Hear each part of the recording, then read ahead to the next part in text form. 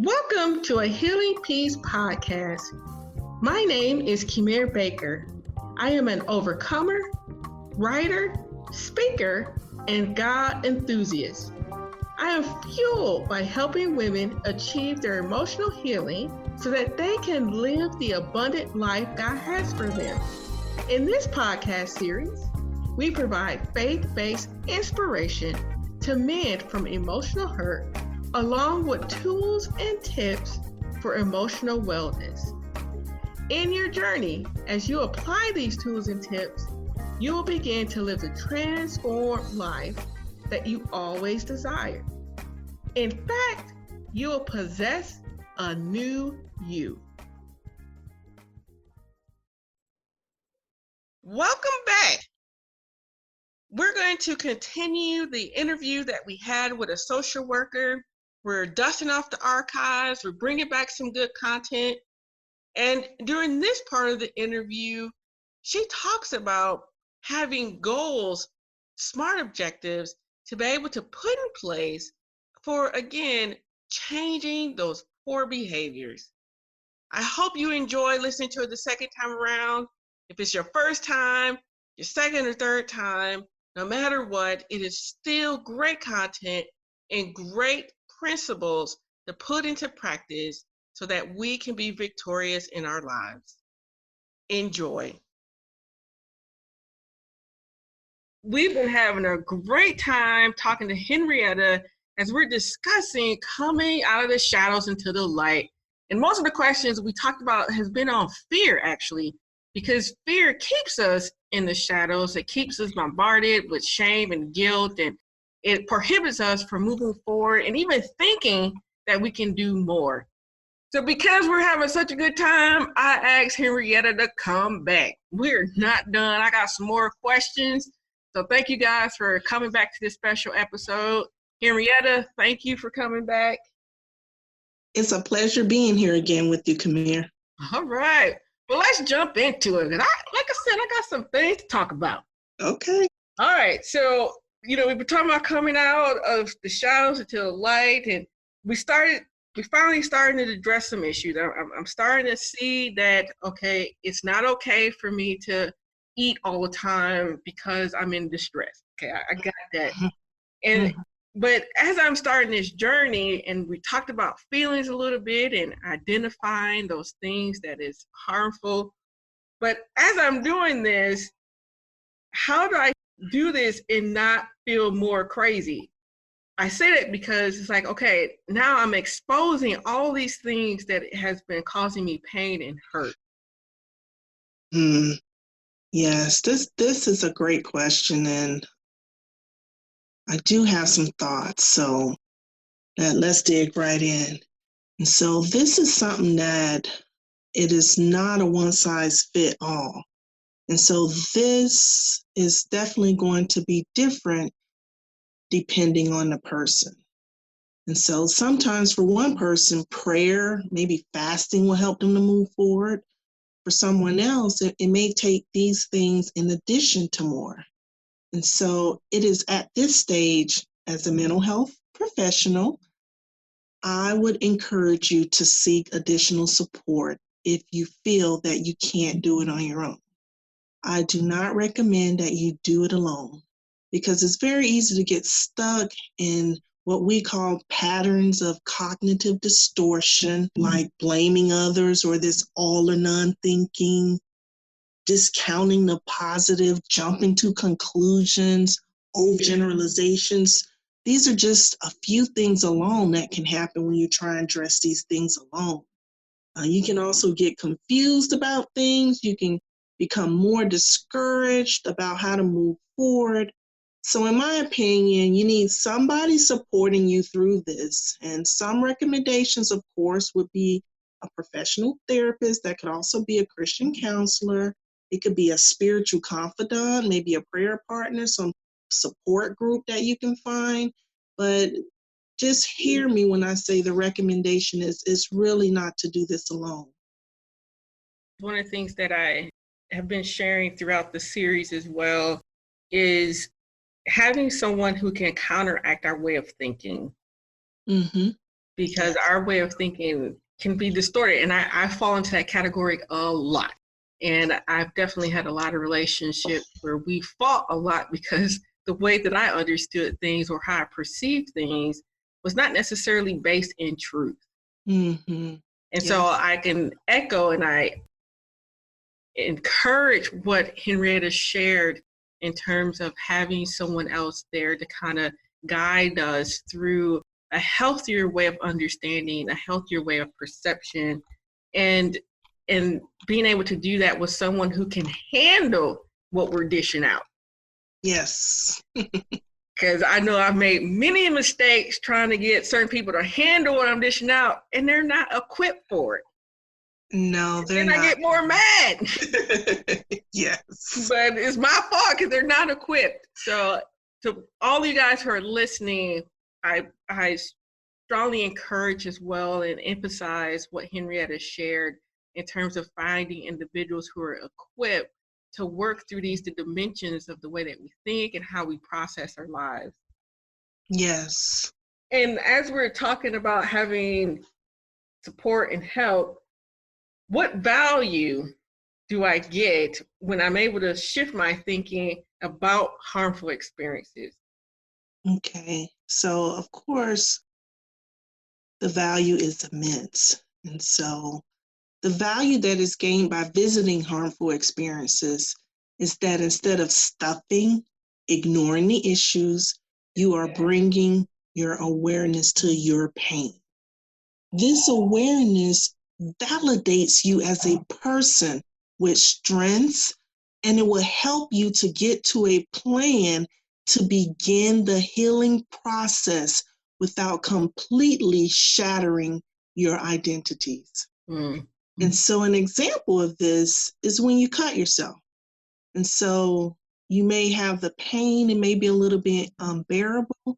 And so your first instinct is to what? Stop the bleeding and tend to the wound. And so, well, in wound care, this is called hemostasis. So this is the first phase of healing, which begins at the onset of injury. And the object is to stop the bleeding. And so in this phase, the body activates its emergency repair system, the blood clotting system, and forms a dam to block the drainage. As part of self-care mentally, emotionally, and spiritually, you should consider imitating what the body does naturally and value your emotional healing from harmful experiences. Seeking healing in any part of your life or in any identity is going to affect other areas. It's like a domino effect. Well, I definitely appreciate the example that you shared in terms about getting the cut. Because I tell you what, I just got in a massage the other day, and boy, was that thing painful. I thought, you'd be screaming on the inside, and then you come out, you're in pain, but then afterwards, after the sting, your body feels a lot better. Mm-hmm. So I definitely understand that connection there. And thank you for simplifying it for us as well, because I think we're afraid when we see some blood, we panic. We do everything, we running, we carrying on. But long term, it's like it's allowing the wound to heal. You're able to, get new skin. I mean, there's just a lot of things that happens in that process. Yes. And so as you're sharing all these things, I'm thinking to myself, like, I'm starting to get pumped up. I'm like, okay, I can do it. I can do it. So how do I begin this journey of healing? How do I continue to evolve after all these wonderful things I've just heard today? So this is a great question, Kamir. And so a good place to start is, I'm going to take us back to our Ephesians scripture. A good place to start is what's described in verse 10. It says, and try to discern what is pleasing to the Lord. And so we serve an almighty and merciful good God who wants us to be healthy, vibrant, willing servants of Christ. So the journey to healing begins with seeking to build in your relation with the Lord. Just right now where you're at, it doesn't matter where that is. And this basically is being God-centered. As God becomes the center of your identity, you will begin to allow him to permeate all the other identities in your life. For example, you'll become a more godly friend if you were not, a more godly wife, a more godly employee, a more godly daughter, mother, whatever identities exist in your life. And acknowledge where you are. Because if you seek him with all your heart, he says he will be found. Think about where you stand in all your identities. Is one area of your life doing awesome, but another area is suffering greatly? Be real about it before God's throne and acknowledge your errors before him first. Give yourself time to process by doing your own Bible studies on topics you feel will support you and grow you spiritually during this time. Then the next step will be to make some decisions to denounce sin in your life. And if you need to get a confidant to help you to be more accountable, then do that, whatever it is you need to do. And so one other thing that I generally like to encourage people to do, especially, in therapy, one of the things I encourage my patients or clients to do is come up with what I call SMART goals. SMART, SMART goals. And so the S stands for specific/spiritual. Measurable is for the M. A stands for achievable. R stands for relevant. And T for time-based. So you want to come up with these SMART goals. And remember that Ephesians verse 5 says, walk as children of light. For the fruit of the light is found in all that is good, true, and right. And I believe that Kamira is going to have an article on her website that you can, check out some more details on how to create SMART goals. Yes, please go to healingpeace.com. All right, thank you. And moving forward from there, because I am a proponent of God first. I mean, I understand that he is the essence of being able to transform our hearts and how we think from the inside out. Yes. And what can complement that journey as well? Because sometimes, we need things in the physical as well as in the invisible. Mm-hmm. So what about relationships in this part of the journey? And so I say, if you're in an unwholesome relationship, then do your best to step away and seek what would be pleasing to God in this area. Remember, discern what is pleasing to God. So in the physical part, if you're in this relationship that's causing you great dysfunction, distress, duress, pain, and hopefully not any physical harm, you really want to get out of this relationship. Give it a break. Give yourself some time to sort through the dysfunction to figure out how to get back on the right track. Appreciate you saying that in terms of, harmful relationships, because for me, I've definitely been in situations where it's more challenging for me to let go because I've been very intimate with the individual. Mm-hmm. So how do you sever that connection when there's so much intimacy involved? And so that definitely takes time and it takes coaching. It really takes a therapist. There is not a quick answer that I want to give to you or the audience that's listening. That's really going to depend on the specific relationship. And so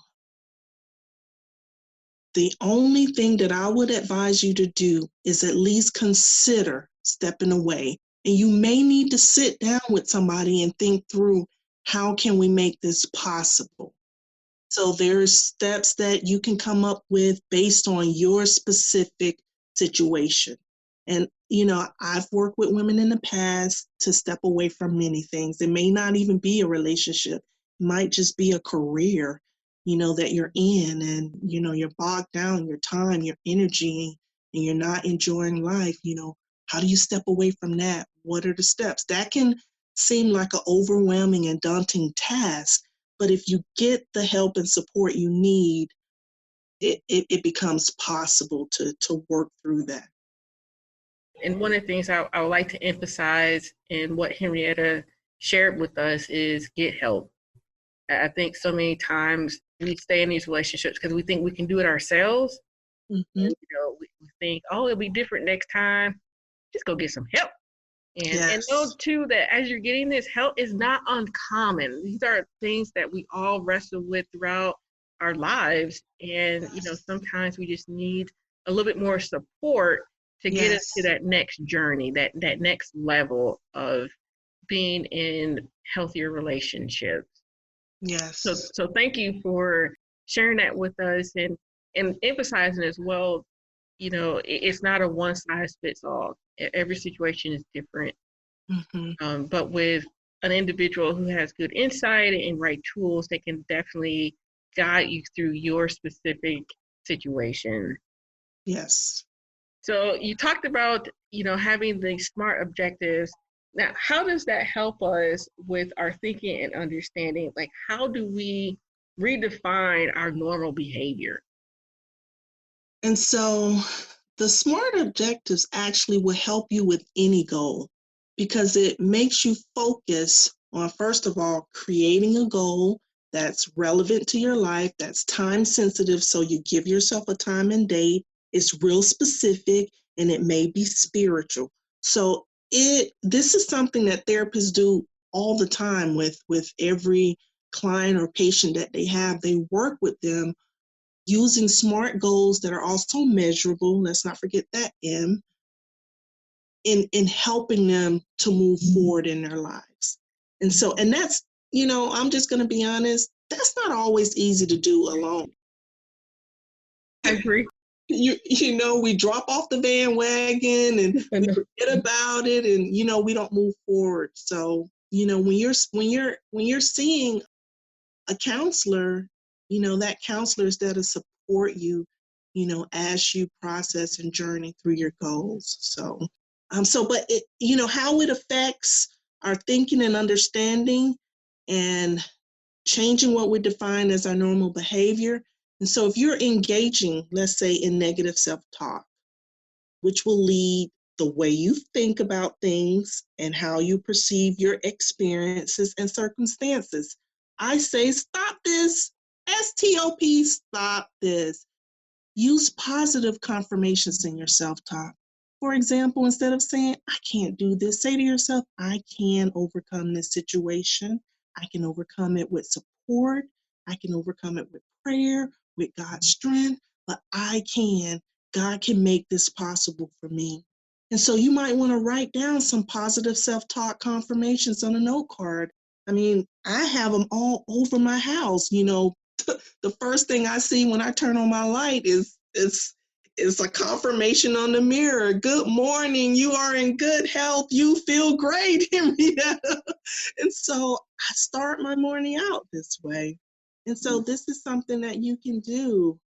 It's simple, but it's a real powerful way of moving forward. Well, I appreciate what you shared, and something that you shared a little bit earlier too. You talked about, sometimes kind of falling off the bandwagon a little bit. And as you state that, it reminded me of coping. Like I fall off the bandwagon because I'm trying to cope in a certain way. So can you walk us through a little bit about what are healthy coping skills? Sure.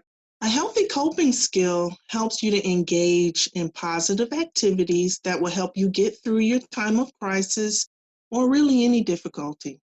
Some healthy coping skills are using appropriate and healthy boundaries, engaging in some physical activity and good nutrition, journal writing, getting appropriate rest, having some prayer time, maybe finding a prayer partner, talking with a spiritual confidant, maybe reading a spiritual book, watching an uplifting movie, listening to uplifting music. That's one thing I love to do on my own. I love singing songs to God. And, lastly, maybe joining a support group. Really good, the good, healthy coping skills you can use. I appreciate that. And I definitely like too how you added good nutrition and physical activity. And we talked about that too in one of our previous podcasts about being well balanced. And that's one of the areas of being balanced in as well. And I want to ask you this question because this is important. Now, as we've been talking through these things, of course, there's work involved. Mm-hmm. So how do we stay on our path? Because, stuff's going to happen. Yes, stuff definitely will happen. And so the first thing, and this is a great question, just plan on stuff happening. So sometimes we wire our brains to think it's going to be perfect when it's not going to be. And so just, being aware in ourselves that we're going to make mistakes and that's okay. Basically allow yourself time to heal, process, and adjust your expectations if your growth goals are too high.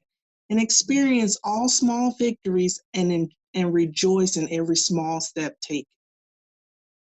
Small is good and small does become big. That's right. Yeah, so I appreciate that. Well, is there anything else that you like to leave our listeners with today? Yes, I would. And we talked about it a little bit in the last question, but if you're moving along with your goals and something happens and you happen to relapse into bad behavior. So the first thing you should do is try and figure out what triggered it. So once you're aware of your triggers, this is very important. This is something, triggers are real important to know yourself, to be self-aware. Do your best to avoid or eliminate them before they become a problem. Forgive yourself, ask for God's forgiveness, have a conversation with somebody if you need to, and lastly, don't give up on your goals. Amen. And with that, I think that's a powerful way just to end our time today. Just don't give up. It is challenging to change things that has occurred over a long period of time. And a healing journey is a journey, one step at a time, one goal at a time, one victory at a time. And as you take that journey, don't give up. Yes. And Henrietta, I thank you for your time these past couple of days, allowing us just to hammer you with these questions. You've definitely inspired me and it opened my eyes to little things that I can be doing to keep me on that right path. So thank you so much. Oh, you're very welcome. It has been just as enlightening for myself. All right. And for people who are listening, you can get more bio information about Henrietta, where she's at. If you want to try to enlist her as a counselor, she's open to that. Go back to our website, healingpeace.com, to find out more about her and to get a little bit more details of the things that we shared today and the other day as well. And it'll be there for you guys to read. See you next time.